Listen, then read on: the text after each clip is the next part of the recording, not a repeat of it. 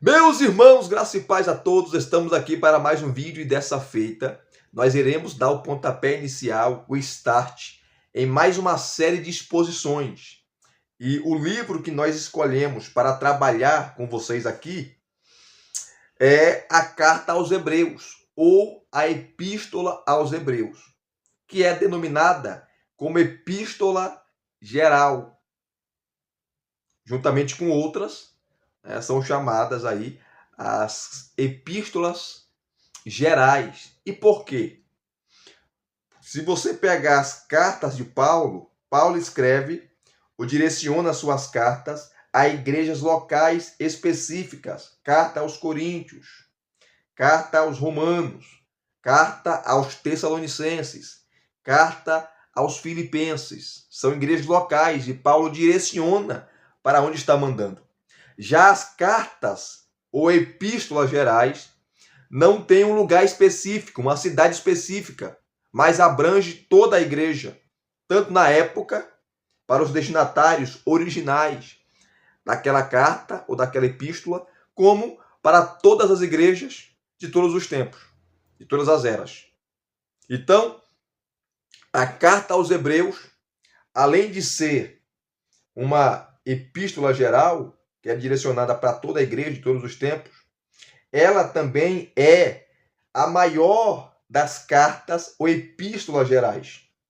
Inclusive, o escritor, no capítulo 13, vai falar que ali simplesmente é uma breve palavra de exortação. No capítulo 9, quando ele começa a descrever sobre o tabernáculo de Moisés, ele fala que tem coisas que ele gostaria de falar mais. Que ele vai detalhando ali, né? E explicando, né, sobre a mesa dos pães, sobre o candelabro, sobre o altar, enfim, nós iremos chegar lá. E esse primeiro vídeo aqui é uma introdução à carta. Uma introdução a essa carta. Eu não vou demorar muito, porque vocês já conhecem a carta, né? Mas eu só vou trazer os principais detalhes dessa maravilhosa carta. O primeiro detalhe que eu tenho que destacar aqui é que Hebreus foi difícil de entrar no cânon. E por quê? Devido ao nome do autor. A carta, você não tem o nome do escritor, do autor. E para entrar no cânon, muitos os pais da igreja, os concílios da igreja que trataram em relação à formação do cânon, não dá para detalhar aqui sobre os concílios, colocar essa carta ou essa epístola como de Paulo. Como de Paulo. Como sendo Paulo o escritor. Mas não foi Paulo que escreveu. Tá? E tem vários motivos. Primeiro, o grego da carta. O melhor grego do Novo Testamento é da carta aos Hebreus. Se você comparar com as cartas de Paulo, tá?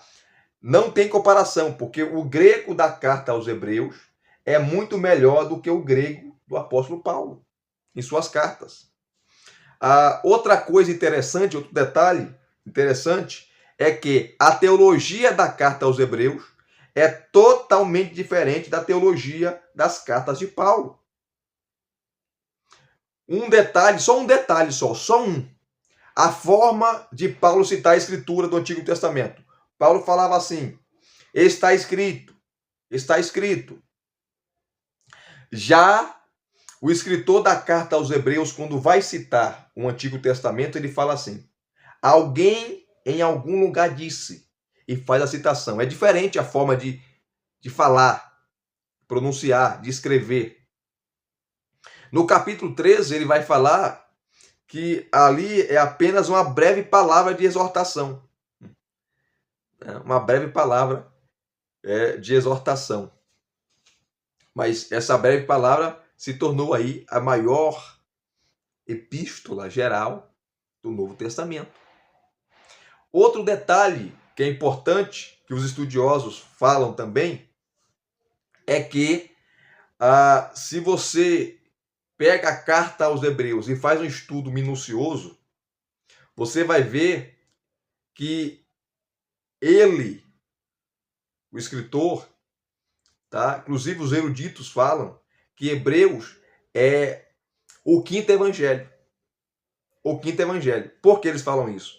Porque enquanto os evangelistas Marcos, Mateus, Lucas e João trabalham ou falam do ministério terreno de Cristo, a carta ou a epístola aos Hebreus fala do seu ministério celestial, dos seus ofícios celestiais, mediador, sumo sacerdote eterno, segunda ordem de Melquisedeque. Inclusive, esse é o tema da carta, a superioridade de Cristo, que nós iremos falar daqui a pouco.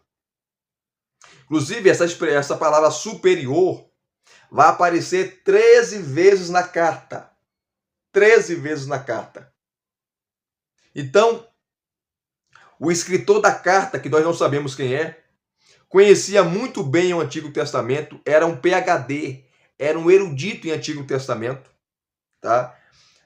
Tanto da Torá como de todos os livros. E ele vai citar muito Levítico, né?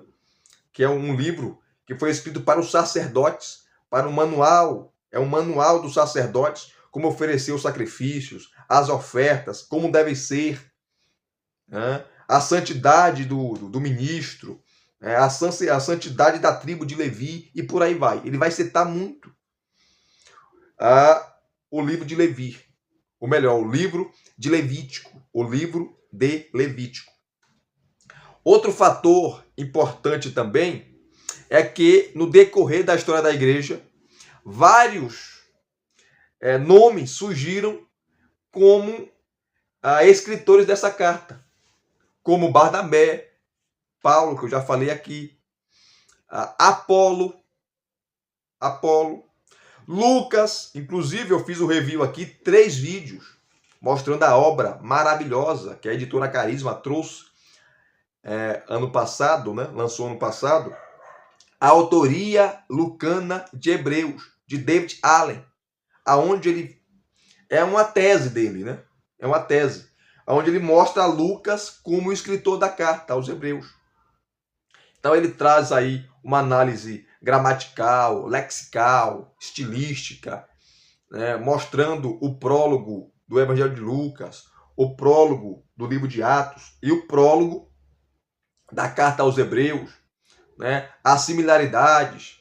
Ele pega lá o capítulo 4, versículo 12, que nas nossas traduções traz a palavra espada, que a palavra de Deus é espada de 2 gumes, e vai até a divisão da alma e do espírito. Ele vai falar que a palavra grega ali não é espada, mas um bisturi. Um bisturi. Então ele fala da linguagem medicinal da carta.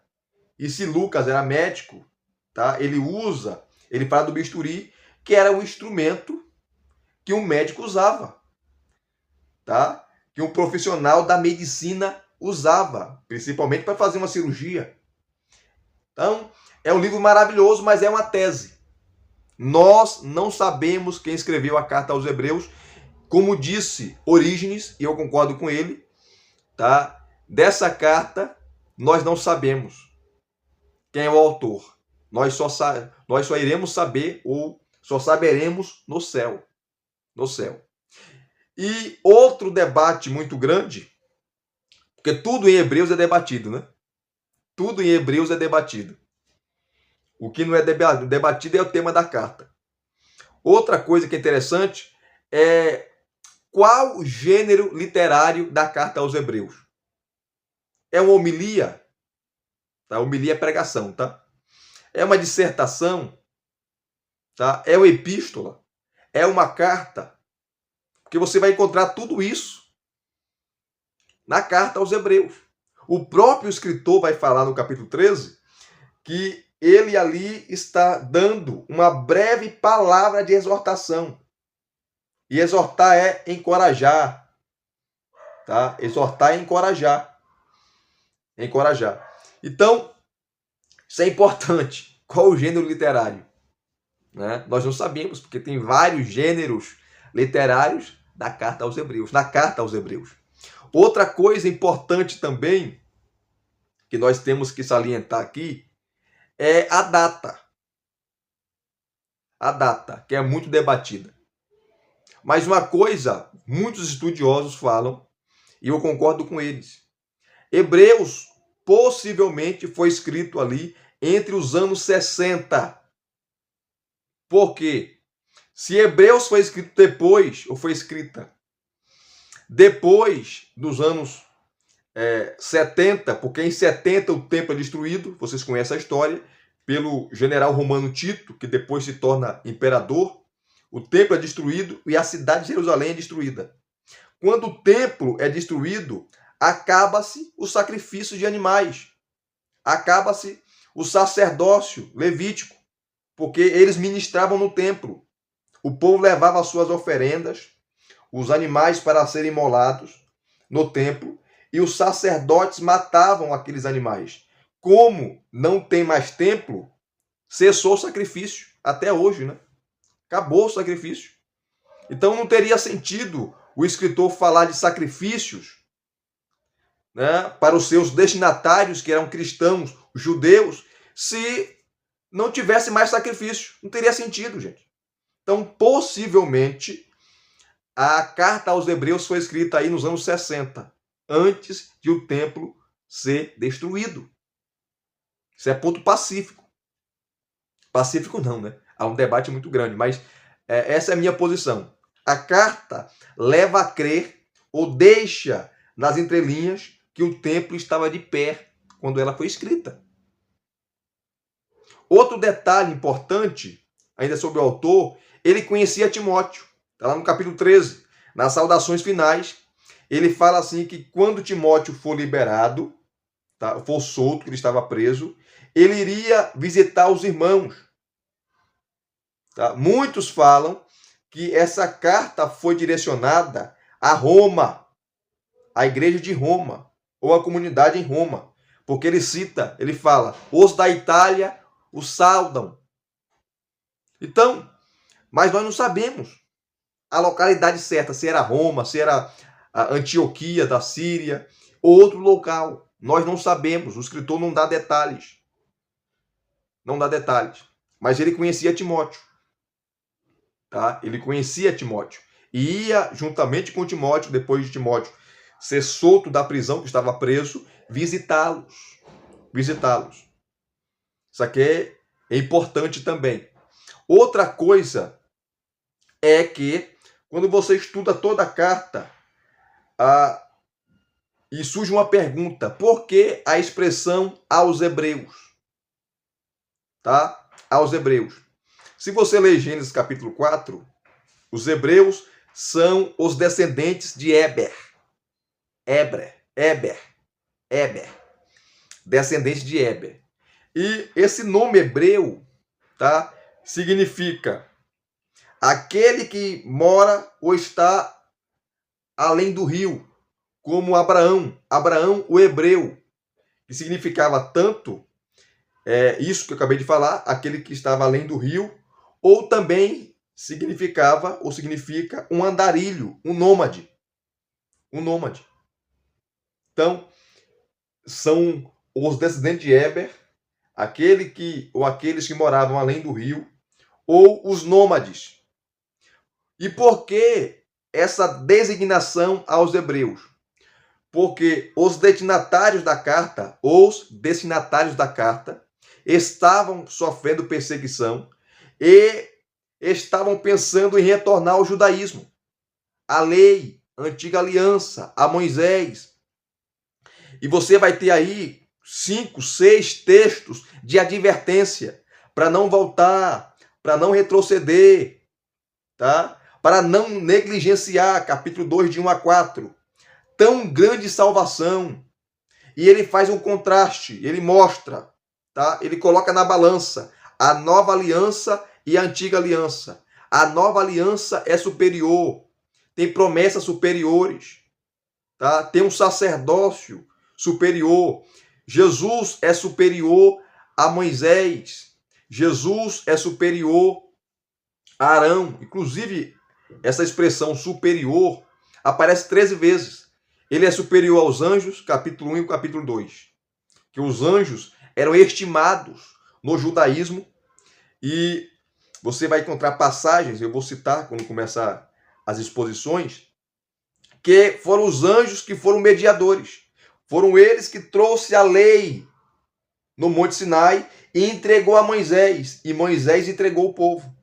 Então, os anjos não eram adorados do judaísmo, mas eles eram reverenciados. E no capítulo 1 e capítulo 2, o escritor vai mostrar de maneira clara que Jesus é superior aos anjos. Capítulo 3, ele é superior a Moisés e Arão. Capítulo 4, ele vai falar do descanso. Há um descanso eterno para o povo de Deus.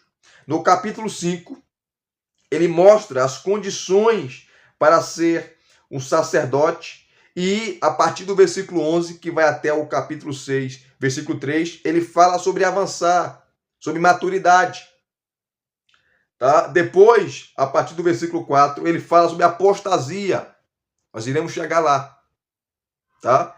Nós iremos chegar lá. No capítulo 7, ele mostra que o sacerdócio levítico, o sacerdócio araônico é fraco. Ele dá as razões por quê. Ele é fraco, ele é temporário, não é duradouro, não pode ou não podia aperfeiçoar ninguém. Nós iremos chegar lá. No capítulo 8, ele mostra, tá, a superioridade da nova aliança. E ele cita, gente, cabalmente, por inteiro, Jeremias, capítulo 31, do 31 ao 34, que ele profetiza e fala de uma nova aliança que Deus iria fazer com o povo, não como tinha feito no Sinai. Tá? E essa nova aliança se cumpre em Cristo. No capítulo 9, ele fala sobre o sacerdócio, ou melhor, sobre o templo, ou sobre o tabernáculo de Moisés. Tá? E faz a alusão ali das coisas que haviam, ou dos materiais que haviam no tabernáculo, e aplica a Cristo e à igreja. No capítulo 10 é a mesma coisa, tá? Ele continua falando do sangue da nova aliança, tá? Do acesso a Deus, do sacerdócio universal de todos os crentes. No capítulo 11 é o famoso capítulo mais conhecido, né? Dos heróis da fé, onde ele cita vários personagens do Antigo Testamento. No capítulo 12, ele inicia falando que esses do capítulo 11, os heróis da fé, nos impulsionam, tá? Nós devemos olhar para o exemplo deles e prosseguir, não parar. E o capítulo 13 é o último capítulo, tá? Que é a despedida, é as saudações finais. Então, deixa eu só voltar aqui rapidamente. O termo Hebreus aplicado à carta se refere àqueles que não retrocedem, àqueles que não voltam, àqueles que não olham para trás, aqueles que vai à frente, vai adiante, tá? Por isso que a carta é dirigida aos hebreus, judeus, crentes, salvos, que devido à perseguição queria voltar a Moisés, queria voltar ao Antigo Testamento, queria voltar ao sacerdócio levítico, araônico, queriam voltar ao templo e levar de novo ovelhas, bodes, levar animais para serem imolados. E o escritor fala que se eles fizessem isso, eles estariam cuspindo no sangue da aliança, ultrajando o sangue da aliança, porque no capítulo 10, versículo 1, ele vai falar que tudo isso era sombra. Tudo isso era sombra. E a realidade é Cristo. Então, tudo que era realizado no Antigo Testamento apontava para Cristo. Quando você está conversando com alguém, aí chega alguém atrás de você e está sol. E o sol projeta na sua frente a sombra da pessoa. Olhando para a sombra, você não vai distinguir o tamanho da pessoa, a cor da pessoa, o cabelo da pessoa, a cor dos olhos, porque você está vendo a sombra. Pela sombra você não tem as reais noções de quem é a pessoa. Era assim o Antigo Testamento. Cristo era representado, tá? Ali por meio da arca, o candelabro, o altar do holocausto, o altar de incenso, era por meio de símbolos, tá? Quando Cristo veio à realidade, você não precisa mais da sombra. Assim é, quando você vira para trás e você vê a pessoa, você não precisa mais da sombra, você descarta a sombra, porque você está vendo a pessoa na sua frente.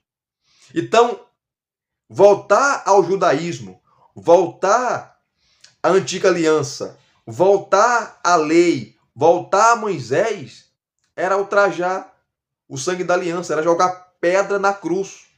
Por isso que ele vai mostrar que a nova aliança é superior.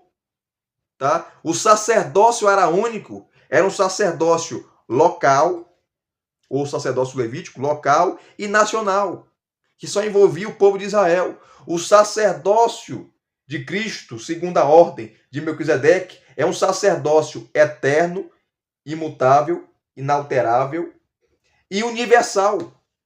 Os crentes agora não são como aqueles do Antigo Testamento que dependiam de mediadores humanos, porque o sumo sacerdote ou sacerdotes levavam as culpas do povo, os pecados do povo até Deus. Eles eram representantes do povo perante Deus. E o povo não tinha acesso ao tabernáculo, não tinha acesso ao templo para ir até os Santos dos Santos, para ver a Arca da Aliança. Não podia. Só eles, só os sacerdotes, só aqueles da tribo de Levi. Por isso que um dos temas da carta aos Hebreus é o sacerdócio universal de todos os crentes. Por quê? Todos agora têm acesso. Todos agora têm acesso a Deus, ao trono da graça. E essa expressão trono da graça se refere ao Antigo Testamento, que era o lugar santíssimo, o Santo dos Santos, tá? Onde ficava a Arca da Aliança, e o propiciatório, que era a tampa da Arca da Aliança, a tampa da arca, que tinha os dois querubins de ouro, e as suas asas se encontravam, e era um círculo, tá? E era ali que era manifesta a glória de Deus, ou manifestada a glória de Deus. Por isso que é chamado de o trono da graça. O sacerdote aspergia, jogava o sangue dos animais imolados em cima da tampa da arca, o propiciatório, e o pecado era perdoado. Porque a expressão, a palavra propiciar, ou propiciação, quase que não sai aqui, mas saiu, propiciação, significa aplacar a ira. A ira de Deus era aplacada. Então, Cristo é a nossa propiciação. Ele aplacou a ira de Deus, que era contra nós, se oferecendo, ou oferecendo a si mesmo, como sacrifício vivo. Isso é maravilhoso. Então, agora, todos têm acesso à presença de Deus.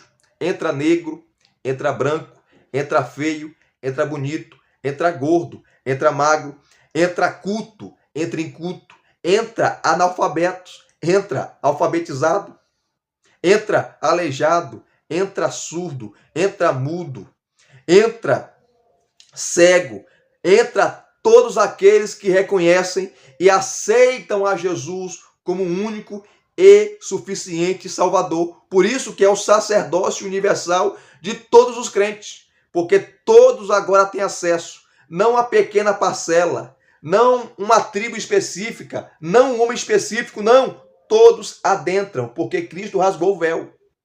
Nós temos acesso à presença de Deus por meio dele. Por isso que retornar ao Antigo Testamento era loucura. Então, essa é a mensagem da carta aos Hebreus. A superioridade de Cristo e o sumo sacerdócio eterno, o seu sumo sacerdócio eterno, segundo a ordem de Melquisedeque. E nós iremos entender essa ordem de Melquisedeque no capítulo 7, nós iremos chegar lá. Então, essa é uma rápida introdução à carta. A carta. Tá? E na primeira exposição que nós iremos fazer, dos versículos capítulo 1, de 1 a 4, nós iremos falar de 9 excelências de Cristo. 9 excelências.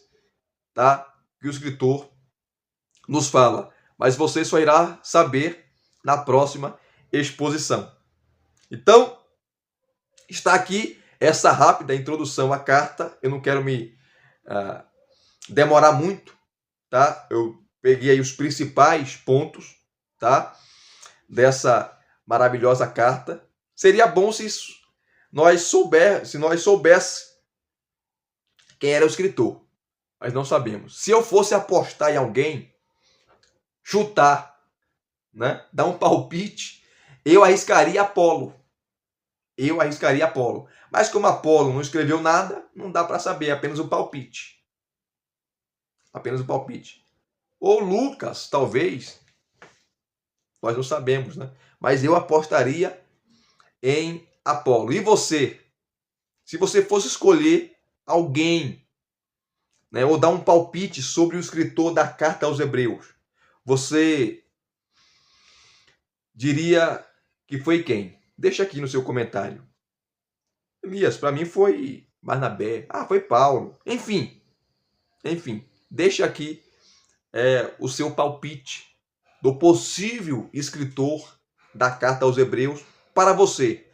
A sua opinião pessoal, se você fosse escolher um escritor para essa carta. Então, está aqui, queridos, essa breve introdução à carta aos Hebreus. Deus abençoe a todos. Ore por nós nessa maravilhosa série que nós iremos iniciar. Já iniciamos, né, com a introdução.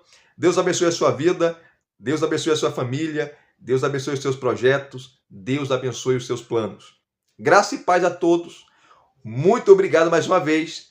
Até as próximas exposições.